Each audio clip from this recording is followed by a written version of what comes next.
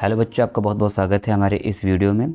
आज के वीडियो में हम लोग बात करेंगे अपवर्तनांक क्या होता है। ठीक है, तो पहली चीज़ क्या है कि अपवर्तनांक को लेकर के हमारे दिमाग में हमेशा एक चीज़ बैठ जानी चाहिए कि अपवर्तनांक किसी भी जो माध्यम होता है, पारदर्शी माध्यम, उसका एक गुण होता है, जिस गुण के कारण हमें यह पता चलता है कि किसी माध्यम में प्रकाश किस गति से जो है चलता है। ठीक है, तो अपवर्तनांक क्या होता है? किसी पारदर्शी माध्यम का गुण होता है, और गुण का क्या काम होता है ये बताना होता है कि किसी भी माध्यम में प्रकाश की चाल कितनी है। ठीक, ये होता है अपवर्तनांक। आप समझते हैं क्या? जैसे कोई आपतित किरण है, एक माध्यम से दूसरे माध्यम में प्रवेश कर रही है, ये पहला माध्यम, ये दूसरा माध्यम। ठीक है, तो आपतित किरण आई अगर एक माध्यम से जो है दूसरे माध्यम में अपवर्तित हो रही है। ठीक है, तो ये क्या है? μ1 है प्रकाश की चाल, एक माध्यम में प्रकाश की चाल क्या है, और μ2 दूसरे माध्यम में प्रकाश की चाल क्या है। ठीक है, और ये अभिलंब है। ठीक, अब एक बात देखिए, हम लोगों ने इससे पहले अपवर्तन का जो नियम पढ़ा था उसमें दूसरा नियम पढ़ा था, स्नेल का नियम, जो कि ये था कि किसी एक किन्हीं दो माध्यम के लिए किसी एक रंग की प्रकाश की किरण के लिए साइन आई और साइन आर, ठीक है, यानी अपवर्तन कोण और आपतन कोण और अपवर्तन कोण के अनुपात हमेशा एक नियतांक में रहेंगे। ठीक है, जो n है ये, तो यही हमारा क्या होता है? अपवर्तनांक होता है। इसे n या म्यू, ये लिखा है म्यू, ठीक है, u नहीं है, ये म्यू है। इसे n या म्यू से हम लोग दर्शाते हैं, प्रदर्शित करते हैं। तो अब अपवर्तनांक क्या होता है? देखिए, अपवर्तनांक किसी माध्यम का वह गुण होता है, जैसे कि हमने आपको पहले बताया था, अपवर्तनांक किसी माध्यम का वह गुण होता है जिसके आधार पर उस माध्यम में प्रकाश किस वेग से गति करेगा यह निर्धारित होता है। तो अपवर्तनांक किसी माध्यम का गुण होता है। इस गुण से हमें यह मालूम पड़ता है कि प्रकाश उस माध्यम में कितनी या किस स्पीड से, किस चाल से, किस वेग से गति करेगा। ठीक है, यह मात्रक विहीन होता है, अपवर्तनांक का कोई मात्रक नहीं होता है। ठीक है, ये लाइन पढ़ते हैं, जिस माध्यम का अपवर्तनांक जितना ज़्यादा उस माध्यम में प्रकाश की चाल उतनी कम। ठीक है, अपवर्तनांक से मालूम पड़ता है प्रकाश की चाल जो है कितनी होती है, यानी कि अगर किसी माध्यम का अपवर्तनांक ज़्यादा है तो उस माध्यम में प्रकाश की चाल कम होगी, और जिस माध्यम का अपवर्तनांक कम होगा उस माध्यम में प्रकाश की चाल ज़्यादा होगी। ठीक है, ज़्यादा अपवर्तनांक प्रकाश की चाल कम, कम अपवर्तनांक प्रकाश की चाल ज़्यादा। ठीक है, तो आपको अपवर्तनांक का एक आइडिया लग गया है। ठीक, अब हम बात करते हैं अगले मतलब पढ़ते हैं कि अगला क्या हमारा टॉपिक है। अब हमारा टॉपिक है अगला कि निरपेक्ष अपवर्तनांक क्या होता है। देखिए, अपवर्तनांक आप समझ गए हैं कि किसी माध्यम में प्रकाश की चाल कितनी होगी, किस वेग से प्रकाश गति करेगा किसी माध्यम में, ये होता है अपवर्तनांक। ठीक है, अब बात करते हैं निरपेक्ष अपवर्तनांक। कह रहे हैं जब प्रकाश की किरण निर्वात या वायु, ठीक है, से किसी माध्यम में गति करती है, मतलब कि जब कोई प्रकाश की किरण वायु या निर्वात से किसी दूसरे माध्यम में गति करे, ठीक है, तो हम वायु के सापेक्ष उस माध्यम का अपवर्तनांक ज्ञात करते हैं। तो जो अपवर्तनांक हमारी वैल्यू आती है, ठीक है, मतलब कि जब प्रकाश की किरण निर्वात या वायु से किसी माध्यम में गति करती है तो हम वायु के सापेक्ष उस माध्यम का अपवर्तनांक ज्ञात करते हैं, जिसे निरपेक्ष अपवर्तनांक कहते हैं। ठीक है, एक लाइन और आपको ये पढ़नी पड़ेगी तो आपको सही समझ में आएगा। वायु के सापेक्ष किसी माध्यम का अपवर्तनांक निरपेक्ष अपवर्तनांक कहलाता है। मतलब कि वायु के सापेक्ष कोई माध्यम है, उसका अपवर्तनांक अगर वायु के सापेक्ष निकाल रहे हैं तो उसे हम निरपेक्ष अपवर्तनांक कहेंगे। जैसे कि पहला माध्यम क्या रहेगा? वायु, मतलब कि वायु से अगर किरण कांच में जा रही है, या वायु से तेल में जा रही है, तो वायु से पानी में जा रही है, या वायु से मोम में जा रही है, या वायु से हीरे में जा रही है, मतलब पहला माध्यम हमेशा वायु रहेगा, दूसरा माध्यम इनमें से कोई भी हो सकता है। तो इन माध्यम का अगर आपने वायु के सापेक्ष अपवर्तनांक निकाला है, कांच का वायु के सापेक्ष अपवर्तनांक निकालने पर जो भी अपवर्तनांक आएगा वो हमारा कांच का निरपेक्ष अपवर्तनांक होगा। तेल का वायु के सापेक्ष अगर अपवर्तनांक निकालें तो जो भी वैल्यू आएगी वो हमारा निरपेक्ष अपवर्तनांक होगा। क्लियर होगी बात? इस चीज़ को लिखना भी पड़ता है। इसको कैसे लिखते हैं? n या म्यू से प्रदर्शित करते हैं अपवर्तनांक को। ठीक है, और जिसका अपवर्तनांक निकालना है उसको इधर लिखते हैं, और जिसके सापेक्ष निकालते हैं उसको इधर लिखते हैं। यानी कि अगर हम कहें कांच का अपवर्तनांक निकालना है तो n तो अपवर्तनांक हो गया, अब निकालना किसका है? कांच का। तो कांच को हम किधर लिखेंगे? इधर लिखेंगे, और वायु को इधर लिखेंगे। तो ये होता है कांच का अपवर्तनांक वायु के सापेक्ष। ठीक है, अगर आपको मान लिया कोई भाषा लिखी है तेल का अपवर्तनांक वायु के सापेक्ष, तो इस चीज़ को हम कैसे लिखेंगे? ठीक है, तेल का अपवर्तनांक वायु के सापेक्ष, या ये लिखें वायु के सापेक्ष तेल का अपवर्तनांक। तो हमेशा याद रखना जिसके सापेक्ष यानी वायु के सापेक्ष निकाल रहे हैं तो n लिख के वायु आप इधर लिखेंगे और जिसका निकाल रहे हैं, ठीक है, मतलब तेल का अपवर्तनांक, वो तेल आप यहाँ पे ऐसे लिख देंगे, ठीक है। यानी कि अगर लिखा है, ये जो लिखा है वायु n कांच, इसका मतलब है कांच का अपवर्तनांक वायु के सापेक्ष, जिसके सापेक्ष निकालते हैं उसको इधर लिखते हैं और जिसका निकालते हैं उसको इधर लिखते हैं, ठीक है। आपको समझ आ गया। एक फार्मूला होता है n बराबर C/V। n क्या है? किसी माध्यम का निरपेक्ष अपवर्तनांक। n का मतलब होता है अपवर्तनांक, किसी माध्यम का निरपेक्ष अपवर्तनांक। और c क्या है? निर्वात या वायु में प्रकाश की चाल, किसी माध्यम में प्रकाश की चाल, ठीक है। v है किसी माध्यम में प्रकाश की चाल। तो n बराबर C/V क्या है? इसका फार्मूला है निरपेक्ष अपवर्तनांक का, n बराबर C/V, ठीक। n क्या है? किसी माध्यम का निरपेक्ष अपवर्तनांक है n। c क्या है? निर्वात या वायु में प्रकाश की चाल। v क्या है? किसी माध्यम में प्रकाश की चाल। आपको ये चीज़ समझा कि निरपेक्ष अपवर्तनांक क्या होता है? अगर आपको बताएं सरल भाषा में, जब प्रकाश की किरण वायु या निर्वात से, ठीक है, वायु या निर्वात से किसी माध्यम में प्रवेश करती है, ठीक है, तो हम उस माध्यम का अपवर्तनांक वायु या निर्वात के सापेक्ष निकालते हैं और इसी अपवर्तनांक को हम क्या कहते हैं? निरपेक्ष अपवर्तनांक, ठीक है। जैसे वायु या निर्वात, इधर निर्वात भी हो सकता है, ठीक है, इधर क्या हो सकता है? निर्वात, क्योंकि निर्वात और वायु में दोनों में ही प्रकाश की चाल सामान्य होती है, बराबर होती है, सबसे तेज़ होती है, यानी 3 × 10⁸ मीटर पर सेकेंड, ठीक है। वायु निर्वात में प्रकाश की चाल बराबर ही रहती है, ठीक है। तो निर्वात या वायु से जब भी कोई प्रकाश की किरण किसी माध्यम में प्रवेश करेगी तो उस माध्यम का अपवर्तनांक जब इसके सापेक्ष निकालेंगे तो उसको बोलेंगे निरपेक्ष अपवर्तनांक, ठीक। ये क्लियर हो गया आपको? अब हम लोग समझेंगे एक इसके ऊपर जो है न्यूमेरिकल है, ताकि आपको और अच्छे से चीज़ें समझ में आए, ठीक है। अंत तक यह वीडियो देखिए आप, आपको जो है हाई स्कूल का जो भी पेपर होने वाला है 27 से जो भी तारीख को पेपर हो रहा है वो आपको सब अच्छे से समझ में आ जाएगा, ठीक है। अब देखिए आपको हम बताएं, प्रकाश वायु से 1.50 अपवर्तनांक की कांच की प्लेट में प्रवेश करता है, ठीक है।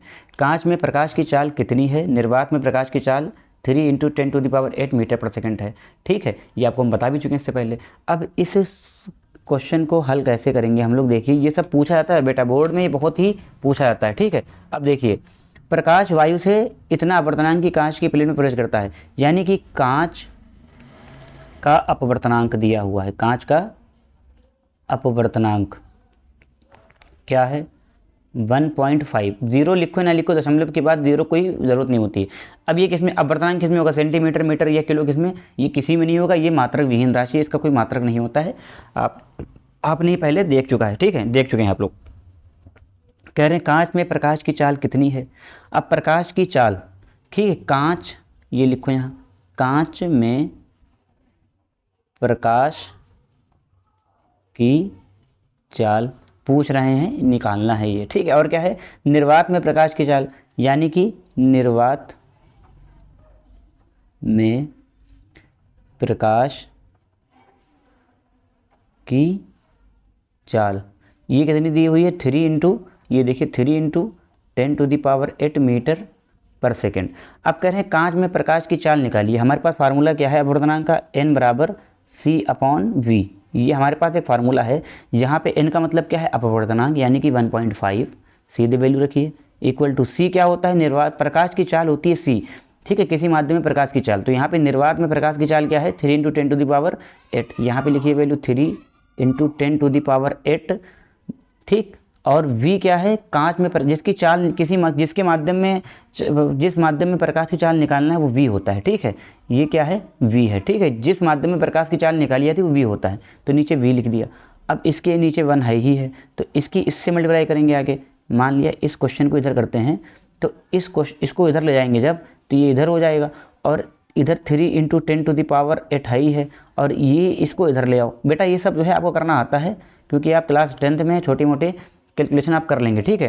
तो ये 1.5 लिखा हुआ है, ठीक। या तो आप ये काट के यहाँ 0 बढ़ा लो, तो 15 दूनी 30 ऐसे ही हो गया। अगर आप 0 नहीं काट रहे हैं तो 1.5 दूना 3 होता है, सबको पता है, ठीक है। तो V के बराबर क्या आ गया? 2 × 10⁸ मीटर पर सेकेंड, V आ गई। अब ये V क्या है? हमने किसके लिए निकाला है? ये कांच में प्रकाश की चाल V पहले मान लिया था, तो कांच में प्रकाश की चाल कितनी हो गई? 2 × 10⁸ मीटर पर सेकेंड, ठीक है। तो आपको एक न्यूमेरिकल समझ में आ गया होगा। अब बात करते हैं दूसरे न्यूमेरिकल की, ठीक है। देखिए प्रकाश से जल अपवर्तनांक में प्रवेश करता है, मतलब प्रकाश वायु से जल अपवर्तनांक 1.33 में प्रवेश करता है। यहाँ पे दिया गया है कि जल का अपवर्तनांक कितना है, 1.33। ठीक है, जल में प्रकाश की चाल कितनी है। सेम क्वेश्चन है, ऐसा ही पहले डाटा लिखेंगे। पहले क्या लिखेंगे हम लोग, डाटा क्या है, जल का अपवर्तनांक। पहले तो सबसे पहले तो ये लिखना चाहिए, सॉल्यूशन कर रहे हैं हम लोग इस चीज़ का। ठीक है, अब देखिए जल का अपवर्तनांक, जल का जो भी क्वेश्चन में डाटा दिया है आप पहले लिख लीजिए वही चीज़। जल का अपवर्तनांक कितना दिया गया है, 1.33। ठीक, उसके बाद जल में प्रकाश की चाल कितनी है, पूछ रहे हैं जल में प्रकाश की चाल। ठीक है, इसको v मान लो क्योंकि हमें पता नहीं कितनी है। ठीक, v। इसके बाद करें वायु में प्रकाश की चाल है, ये वायु और निर्वात में हमने क्या कहा था, निर्वात और वायु में प्रकाश की चाल हमेशा बराबर रहेगी। देख लीजिए दोनों वैल्यू बराबर हैं, 3 × 10⁸ मीटर पर सेकेंड। तो कह रहे हैं कि वायु में प्रकाश की चाल, इसको सी ही तो मानेंगे फार्मूले में। देखिए जो फार्मूला है v मिल गया, जल में निकालना है, n अपवर्तनांक है जो ये दिया गया है। ठीक है, अब प्रकाश की चाल कितनी है हमारे पास, 3 × 10⁸ मीटर पर सेकेंड। तो हमारे पास फार्मूला क्या है, n बराबर c/v। ठीक है, n क्या है 1.33, ये देखिए दिया हुआ है, और c क्या है ये देखिए दिया हुआ है 3 × 10⁸ मीटर पर सेकेंड। अपॉन में v ही तो निकालना है, जल में प्रकाश की चाल, किसी माध्यम में प्रकाश की चाल v निकालना है। ठीक है, तो अब क्या हो जाएगा, देखिए यहाँ पे जो ये है उधर जाएगा, जैसे पहले क्वेश्चन में किया था, फिर 3 × 10⁸ मीटर पर सेकेंड, यहाँ पे ये है, फिर 1/33 इधर आ गया। अब हम लोग क्या करेंगे सिंपली, ठीक है, यहाँ पे 3, जैसे यहाँ पे अगर हम ये पॉइंट काटेंगे तो 2 जीरो बढ़ जाएंगे, 300 हो जाएगा। ठीक है, क्योंकि इसके बाद दशमलव बाद 2 डिजिट हैं तो ये उधर 2 बढ़ा देगा, तो 300 हो गया। इसको डिवाइड करना है किससे, 133 से, 133 से। तो अब देखेंगे हम लोग, ये 133 है, ये जाएगा 2 जा। ठीक है, 2 3 6, फिर 2 3 6, 2 1 2। अब 10 में 6 गए 4, फिर 9 में 6 गए 3, इधर 0 बच गया। अब पॉइंट लगेगा, इधर 0 बढ़ेगा। ठीक है, अब देखिए क्या ये 3 आ जाएगा, नहीं जा पाएगा, ज़्यादा हो जाएगा। ठीक है, 2 ना जाएगा, 2 जा, तो 2 3 6, फिर 2 3 6, 2 1 2, फिर घटाइए, 10 में 6 गए 4, फिर 3 में 6, यानी कैरी लेकर 17 होगा, सॉरी 13 हो जाएगा, और 6 6 12 13, यहाँ 7 बचेगा, फिर इधर 0 हो जाएगा, फिर यहाँ पे 0 बढ़ा लीजिए क्योंकि छोटी संख्या बढ़ रही है। और फिर देखेंगे किसे आएगा, अभी जाएगा 13 पंजे 65, 13 ठीक है, 13 पंजे 65 हो गया, 13 पंजे 65। तो यहाँ पे कितना, 5 3 15, 5 3 15 16, 5 1 5 और 1 6। ठीक, 10 में 5 गए 5 13, 6 6 12 13, फिर से 7 आ गया, इधर 0 बच गया। तो 2 डिजिट मिल गई, इतना बहुत है। ठीक है, आप हमेशा इस सवालों में 2 डिजिट तक निकाल लीजिए। तो इसका आंसर देखिए क्या आ गया, v का मान, इसका 300 का और 133 का कितना आया, 2.25 × 10⁸ मीटर पर सेकेंड। ये किसके लिए हमने निकाला है, v की वैल्यू किसके लिए आई, जल में प्रकाश की चाल। यही तो पूछ रहा था कि जल में प्रकाश की चाल कितनी है। तो यहाँ पे आप लिख दिए एक सिंपल सा स्टेटमेंट, जल में प्रकाश की चाल जो कि v के रूप में निकाली है 2.25 × 10⁸ मीटर पर सेकेंड। ठीक है, ये आपको वैल्यू मिल गई। ठीक, अब बात करते हैं अगले टॉपिक की, वो है अपने पास, देखिए सापेक्ष अपवर्तनांक। आपको देखिए निरपेक्ष अपवर्तनांक समझ में आ गया है कि निरपेक्ष क्या होता है, जब कोई भी माध्यम में प्रकाश की किरण प्रवेश करेगी, लेकिन उसका पहला माध्यम क्या होगा, वायु, दूसरा माध्यम कोई हो सकता है। ठीक है, निरपेक्ष अपवर्तनांक क्या था कि वायु, जब कोई प्रकाश किरण वायु से किसी माध्यम में प्रवेश करती है तो उस माध्यम का वायु के सापेक्ष जो भी अपवर्तनांक होगा वो होगा निरपेक्ष अपवर्तनांक। अब सापेक्ष अपवर्तनांक क्या होता है कि पहला माध्यम कोई हो दूसरा कोई हो, इससे फर्क नहीं पड़ता। ठीक, हम कहें जब प्रकाश की किरण तेल से पानी में प्रवेश करे तो पानी के सापेक्ष तेल का अपवर्तनांक होगा, वो उसका सापेक्ष अपवर्तनांक कहलाएगा। ठीक, क्लियर होगी बात। देखिए पढ़िए, देखिए जब प्रकाश किसी एक पारदर्शी माध्यम से किसी दूसरे पारदर्शी माध्यम में प्रवेश करता है, मतलब जरूरी नहीं कि हर बार वायु ही हो, ये जरूरी नहीं, इसमें कोई माध्यम हो सकता है। जब प्रकाश किसी एक पारदर्शी माध्यम से किसी दूसरे पारदर्शी माध्यम में प्रवेश करता है तो पहले माध्यम के सापेक्ष दूसरे माध्यम का अपवर्तनांक सापेक्ष अपवर्तनांक कहलाता है। आप ये लिख के रट लीजिएगा, याद कर लीजिएगा, समझ लीजिए। समझना क्या है इसमें, देखिए कि जब प्रकाश किसी एक पारदर्शी माध्यम से दूसरे पारदर्शी माध्यम में प्रवेश करता है तो दूसरे माध्यम का अपवर्तनांक, तो पहले, अरे यार देखो समझो बात को, जब कोई जब प्रकाश किसी एक पारदर्शी माध्यम से किसी दूसरे पारदर्शी माध्यम में प्रवेश कर रहा है, ठीक है, मतलब ये है कि एक प्रकाश, जैसे यहाँ पे ये देखिए फिगर समझिए आप, यहाँ पे कोई माध्यम है, ये दूसरा माध्यम है, तो इस माध्यम से प्रकाश इस माध्यम में जा रहा है, तो पहले माध्यम के सापेक्ष दूसरे माध्यम का जो अपवर्तनांक होएगा वही सापेक्ष अपवर्तनांक कहलाता है। इसका फार्मूला क्या है, सापेक्ष अपवर्तनांक का मतलब समझ सकते हैं, पहले माध्यम में प्रकाश का वेग क्या है, दूसरे माध्यम में प्रकाश का वेग क्या है, ठीक है। अब इस चीज़ को लिखना कैसे होता है, ये समझने वाली बात है, इसमें ज़्यादा कन्फ्यूजन होता है। देखिए, तेल के सापेक्ष कांच का अपवर्तनांक क्या है, तेल और कांच, जैसे मान लिया कोई स्टेटमेंट लिखा है तेल के सापेक्ष कांच का अपवर्तनांक, आपने पहले क्या किया था, वायु के सापेक्ष कांच का अपवर्तनांक, सापेक्ष वाला जो टर्म होगा वो हमेशा पहले लिखा जाएगा, और जिसका अपवर्तनांक है कांच का अपवर्तनांक वो इधर लिखा जाएगा, ठीक है। जैसे कि तेल के सापेक्ष कांच का अपवर्तनांक, तो इधर n लिखा है, तेल मान लो ऑयल है तो ऑयल यहाँ पे लगाया जाएगा, और कांच का अपवर्तनांक क्या है, गिलास, वो इधर लिखा जाएगा, ठीक है। ये समझ लीजिए आप सही से कि जिसका भी अपवर्तनांक होगा उसको इधर साइड लिखेंगे राइट साइड, और जिसके सापेक्ष होगा उसको लिखेंगे लेफ्ट साइड, ठीक है। अब इसका एक और समझिए तरीका, माध्यम एक के सापेक्ष माध्यम दो का अपवर्तनांक कैसे लिखेंगे, माध्यम एक के सापेक्ष है तो एक इधर आ जाएगा, माध्यम दो का अपवर्तनांक है तो दो इधर आ जाएगा। और इसमें क्या करते हैं, एक और चीज़, पहले माध्यम में प्रकाश का वेग ऊपर लिखेंगे और दूसरे माध्यम में प्रकाश का वेग नीचे लिखेंगे। इस फार्मूले को ऐसे लिख सकते हैं 1, अब ये इसमें तो कोई दिक्कत है नहीं कि इसका मतलब क्या है, 1n2 का मतलब क्या है कि माध्यम दो का अपवर्तनांक माध्यम एक के सापेक्ष, और इस v1 का मतलब क्या है कि माध्यम एक में प्रकाश की चाल, v2 का मतलब क्या है माध्यम दो में प्रकाश की चाल, ठीक है।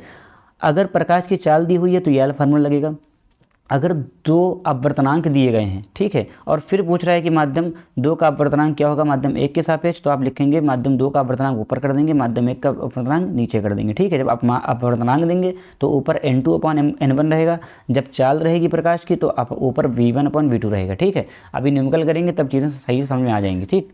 अभी आपको रिवाइज भी करा देंगे, परेशान नहीं हुई है, ये बहुत ही इंपॉर्टेंट टॉपिक है क्लास 10th के हिसाब से। देखिए, एक क्वेश्चन दिया गया, मेरी सॉल्व कर लेते हैं फिर आपको रिवाइज कराते हैं पूरा। यदि वायु के सापेक्ष किसी पारदर्शी द्रव का अपवर्तनांक 1/2 है, तो यहाँ पे लिखिए सॉल्यूशन।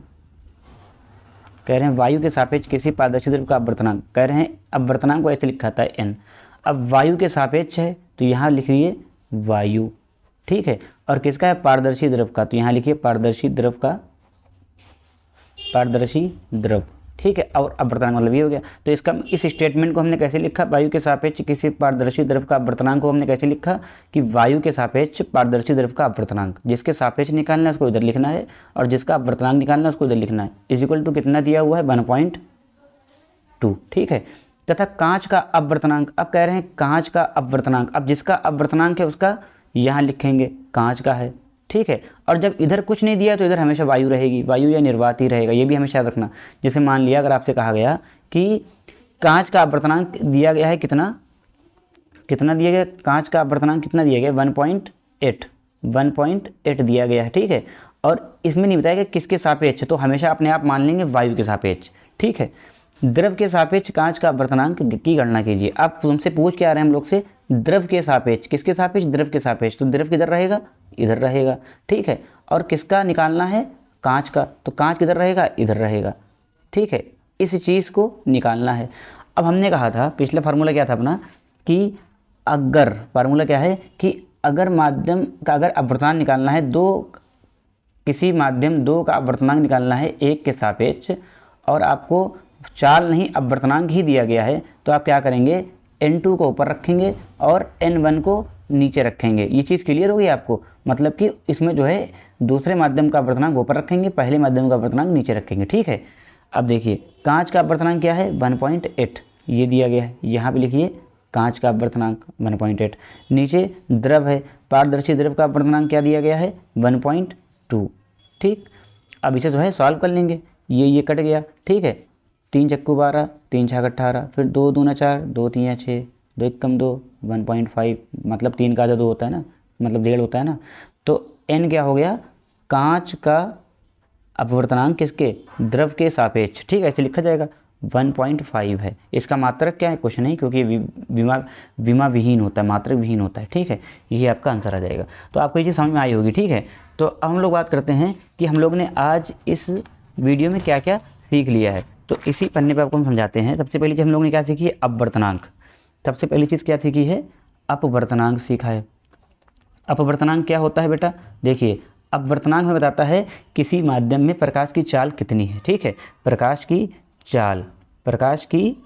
चाल किसी माध्यम में कितनी है। अगर अपवर्तनांक अधिक होगा, ज़्यादा होगा, प्रकाश की चाल कम होगी। अगर अपवर्तनांक कम होगा तो प्रकाश की चाल ज़्यादा होगी, ठीक है। ये चीज़ अपवर्तनांक एक विमाहीन राशि है, ठीक है। अपवर्तनांक क्या है, एक विमाहीन राशि है, ठीक है। अब बात करते हैं इसका फार्मूला क्या होता है। इसका फार्मूला आपको पहले ही मालूम पड़ चुका है, n बराबर होता है C/V, ठीक है। फिर एक होता है अगर अपवर्तनांक है 2 का 1 के सापेक्ष, तो इसका फार्मूला होता है, अगर अपवर्तनांक ही दिए गए हैं तो N2/N1। अगर अपवर्तनांक है 2 का 1 के सापेक्ष और प्रकाश की चाल दी हुई है तो V1/V2 करेंगे, मतलब माध्यम 1 में प्रकाश की चाल, माध्यम 2 में प्रकाश की चाल, ठीक है। तो ये सारी चीज़ें हैं। अब बात करते हैं निरपेक्ष अपवर्तनांक क्या होता है। निरपेक्ष अपवर्तनांक होता है कि जब प्रकाश की किरण वायु से किसी माध्यम में प्रवेश करती है तथा, ठीक है, वायु के सापेक्ष किसी माध्यम का अपवर्तनांक निकालना होता है तो उसे बोलते हैं निरपेक्ष अपवर्तनांक, ठीक। इस चीज़ को आप ऐसे लिख सकते हो, जैसे n है, कोई माध्यम है m, इसका किसके सापेक्ष निकालना है, वायु या निर्वात के सापेक्ष। ये होता है तरीका लिखने का इसको, ठीक है। अब बात करते हैं सापेक्ष अपवर्तनांक क्या होता है। कोई माध्यम है, ठीक है, जैसे मान लिया गिलास है, कांच, उसका निकालना है हमें हीरे, डायमंड के हिसाब से, डायमंड के सापेक्ष।